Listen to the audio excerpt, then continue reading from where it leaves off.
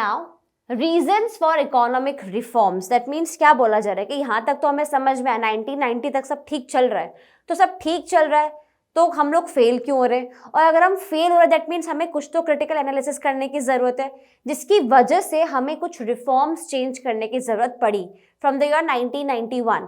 But why, उसका reason क्या था, what was the need behind it? The economic conditions of India in the year 1991 was very miserable.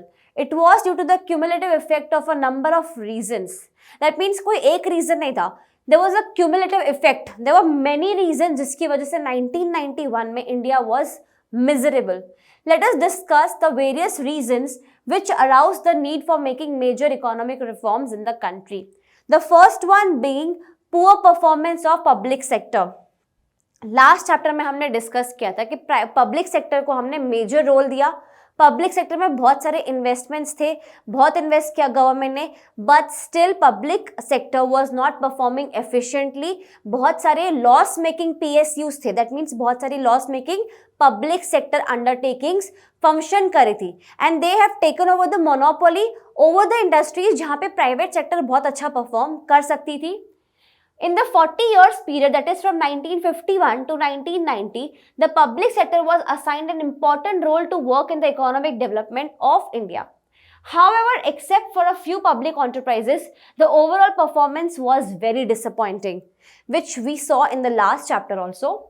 Considering the huge losses incurred by a good number of public sector enterprises, the government recognized need for making necessary reforms. Government ने क्या सोचा कि हम बहुत monopoly create कर रहे हैं, plus हम इतनी इंडस्ट्रीज पे ध्यान शायद नहीं दे पा रहे हैं, या हमारे यहाँ पे इन्वेस्टमेंट करने के बाद में भी लॉस मेकिंग पीएसयूज चल रही है, तो हमें कुछ ना कुछ एक्शन लेने की जरूरत है. Second one, deficit in the balance of payments. Balance of payment दिखाता है इंपोर्ट और एक्सपोर्ट की शीट, ठीक है.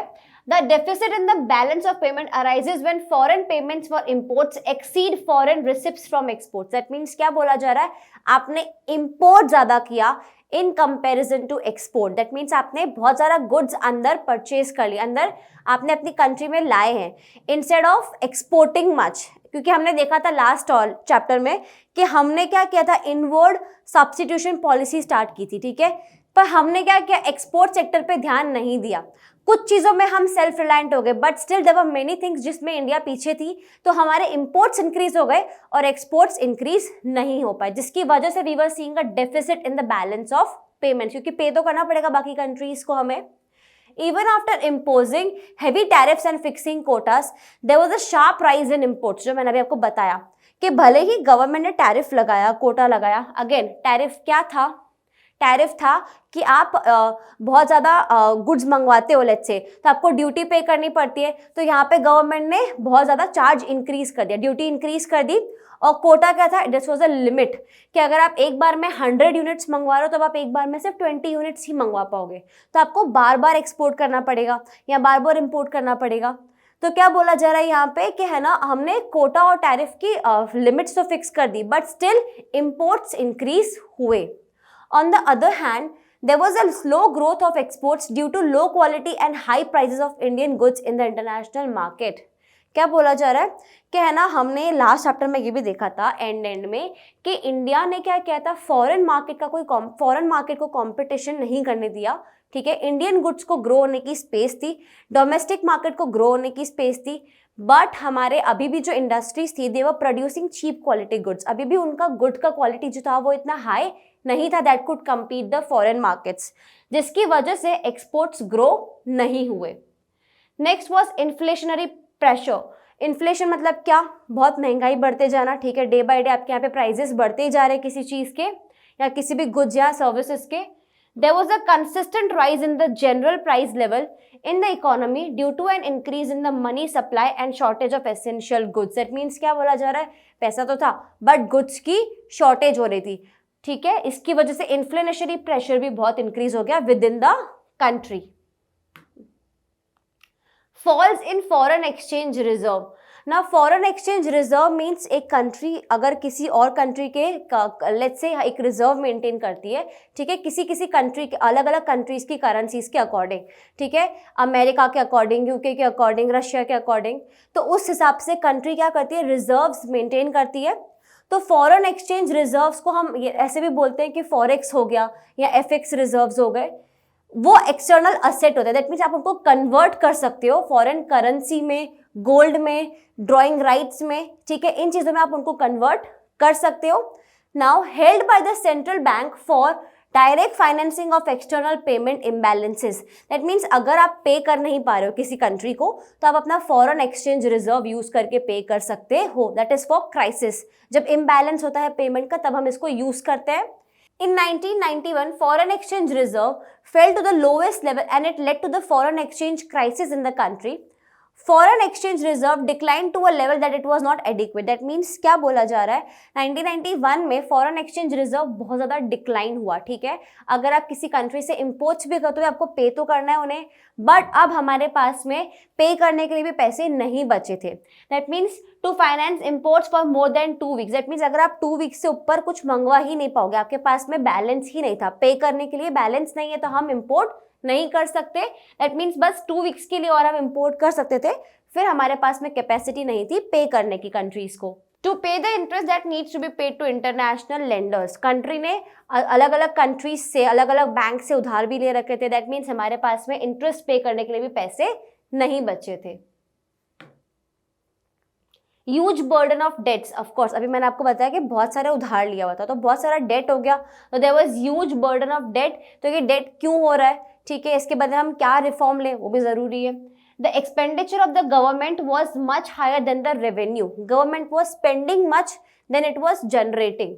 As a result, the government had to borrow money from banks, the public and international financial institutions. बाहर के institution से, बाहर की कंट्रीज से हमें लोन लेना पड़ा था।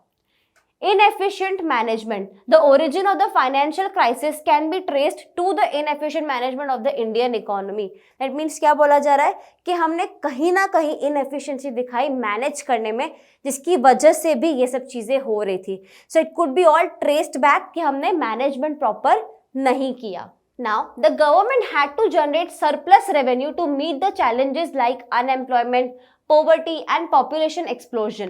क्या बोला जा रहा है कि हम तो ऑलरेडी वैसे भी हम रेवेन्यू जनरेट नहीं कर पा रहे थे इतना, अब तो हमें सरप्लस मतलब और ज़्यादा रेवेन्यू जनरेट करना है, बिकॉज पोवर्टी इंक्रीज हो गई, अनएम्प्लॉयमेंट इंक्रीज हो गई, पॉपुलेशन भी इंक्रीज होती जा रही है day by day. However, there was no additional revenue due to continuous spending on development programs by the government. Our government was continuously spending money on different programs, ठीक है, different subsidies और programs, तो जिसकी वजह से continuous program में हम spend करते जा रहे थे और हमारे पास में पैसे नहीं बच रहे थे। Moreover, the government was not able to generate sufficient revenue from the international sources such as taxation, internal sources, such as taxation, running of public sector enterprises, etc. Public sector enterprises में investment करने के बाद में भी there was losses, ठीक है, there were losses which government had to face. Plus एक और इंटरनल सोर्स क्या होता है, टैक्सेशन। अब इंडिया में बहुत कम लोग हैं जो टैक्स पे करते हैं। इंडिया की जो इतनी बड़ी पॉपुलेशन है वो पॉपुलेशन तो है, लेकिन टैक्स पेयर्स बहुत ही कम है, तो टैक्स भी एक टाइप का रेवेन्यू है गवर्नमेंट के लिए, पर जनरेट नहीं हो रहा था। Government expenditure began to exceed its revenue by such a large margin that it became unsustainable. That means क्या बोला जा रहा है, रेवेन्यू नीचे, लॉसेस ऊपर, हमारे पास में कोई सोर्सेज नहीं थे कुछ जनरेट करने के, जिसकी वजह से मार्जिन बहुत इंक्रीज हो गया। At times, the foreign exchange borrowed from the other countries and international financial institution was spent on the meeting consumption needs. That means basic needs, consumption needs पे भी हमने बहुत पैसा खर्च किया। Moreover, neither any attempt was made to reduce such profligate or reckless spending, nor sufficient attention was given to boost exports for growing imports. क्या बोला जा रहा है, ना हमने एक्सपेंडिचर कम किया अपना, ना ही हमने एक्सपोर्ट सेक्टर को ग्रो करने में, जहाँ से हमारा बहुत ज़्यादा रेवेन्यू जनरेट हो सकता है उस पर भी हमने ध्यान नहीं दिया। अब मूव करते हैं नेक्स्ट टॉपिक पे, विच इज क्राइसिस ऑफ 1991, इसी के अंदर हम पढ़ रहे हैं। हमने रीजंस देख लिए कि रीजंस क्या थे, रिफॉर्म्स क्यों लाने पड़ रहे थे। अब 1991 में एक बहुत बड़ी क्राइसिस इंडिया ने फेस की थी। Crisis of 1991 forced India for financial help from IMF and world bank. IMF is international monetary fund, ठीक है, जहां से गवर्नमेंट ने सोचा कि अब हमारे पास में कोई रास्ता नहीं है, हमें बैंक लोन चाहिए बहुत बड़ा, ठीक है। To manage the economic crisis of 1991, the government approached for a loan from International Bank for Reconstruction and Development. क्या बोला जा रहा है? IBRD, that means International Bank for Reconstruction and Development, क्योंकि वापस से इकोनॉमी को खड़ा करना पड़ेगा, जिसके लिए हमें लोन चाहिए। It is popularly known as World Bank. It helps to facilitate lending for reconstruction and development. If you are reconstructing your economy, if you are developing your economy, the World Bank will provide you a loan for that. International Monetary Fund, IMF, to avail short-term loans to solve the balance of payment problem. That means balance of payment जो था, that means क्या हो रहा था वहाँ पे, imports grow हो रहे थे, exports grow नहीं हो रहे थे, हमारे पास में revenue नहीं generate हो रहा था, तो इसकी वजह से IMF से भी लोन लिया to avail, because short term loan लेने से क्या हुआ, हमने balance of payment का deficit खत्म करने के बारे में सोचा सबसे पहले। India availed a loan of $7 billion, बहुत बड़ा अमाउंट है, $7 बिलियन का लोन लिया from these agencies as loan. Doctor Manmohan Singh was the Indian finance minister in 1991। Finance minister कौन थे? मनमोहन सिंह, डॉक्टर मनमोहन सिंह।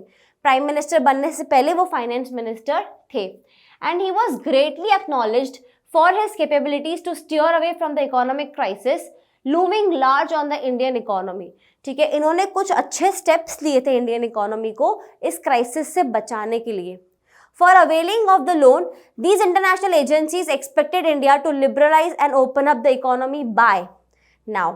अगर आप किसी भी एजेंसी से या बैंक से इन जनरल आप लोन लेते हो, तो वो आपसे कुछ ना कुछ तो बोलेंगे कि आपको सामने रखना पड़ेगा, ठीक है।